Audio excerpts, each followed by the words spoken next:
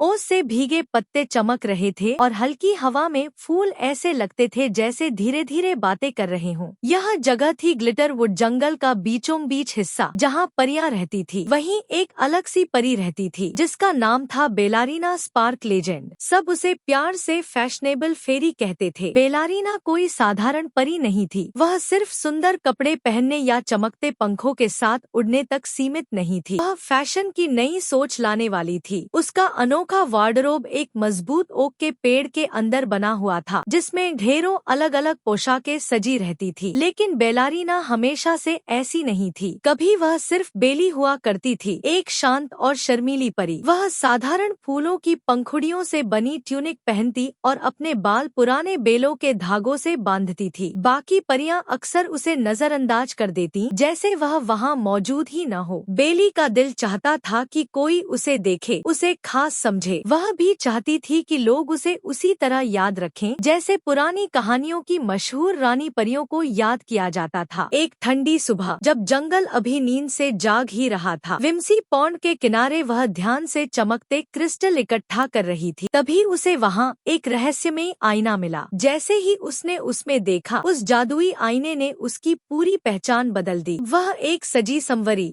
आत्मविश्वास से भरी फैशनेबल परी बन चुकी थी। धीरे धीरे वह फैशन की दुनिया में पहचानी जाने लगी। लोग उसे एक फैशन आइकन मानने लगे और दूर दूर से उसे देखने आते थे, बिल्कुल किसी हीरोइन की तरह। लेकिन उसकी इस सफलता से एक दूसरी परी खुश नहीं थी। उसका नाम फोरीना था और वह बेलारीना से बहुत ईर्ष्या करती थी। फोरीना चाहती थी कि रैंप वॉक में पहला स्थान उसी को मिले, इसलिए उसने बेलारीना पर जादू कर दिया। जादू का असर बेलारीना पर होने लगा। वह घबरा गई और उसकी तबीयत भी बिगड़ने लगी। उसी वक्त एक नेक दिल परी सोफी आगे आई और उसने बेलारीना को उस बुरे जादू से मुक्त कर दिया। ठीक होने के बाद बेलारीना ने हार नहीं मानी। उसने रैंप वॉक के लिए और भी ज्यादा मेहनत की। उसने खुद को पूरी लगन से तैयार किया और अपनी कला पर भरोसा रखा। यह प्यारे और सलीकेदार परिधान चुने जो उसकी अलग पहचान बन गए। उसने ऐसे कपड़े तैयार करवाए जिनमें हल्की हवाओं जैसी फुर्ती और सुंदरता झलकती थी। कई खूबसूरत परिंदे अपने रंगीन पंख लाकर देते, जिन्हें वह अपने परिधानों में सजा लेती। रैंप डे की सुबह वह जल्दी जल्दी वहां पहुंची। जैसे ही उसने रैंप पर कदम रखा, सब परियां उसे देखकर चौंक गईं। उसकी चाल में आत्मविश्वास था और उसकी मौजूदगी सबका ध्यान खींच रही थी। उसी हलचल में फोरीना संतुलन खो बैठी और गिर गई। बेलारीना ने पल भर भी नहीं सोचा, वह आगे बढ़ी और फोरीना की मदद की। इस काम से उसने साबित कर दिया कि असली सुंदरता दिल की अच्छाई में होती है। उसी दिन बेलारीना ने खिताब जीत लिया और उसके सिर पर ताज सजाया गया। इसके बाद वह अलग अलग तरह के कपड़े डिजाइन करने लगी। हर त्योहार और कार्यक्रम में वह हिस्सा लेती और अपने हुनर से सबका दिल जीत लेती। अब वह अपनी जिंदगी से खुश थी। फिर भी कभी कभी वह उस आईने में झांककर अपने पुराने दिनों को जरूर याद करती, ताकि उसे हमेशा याद रहे कि वह कहाँ से चली थी।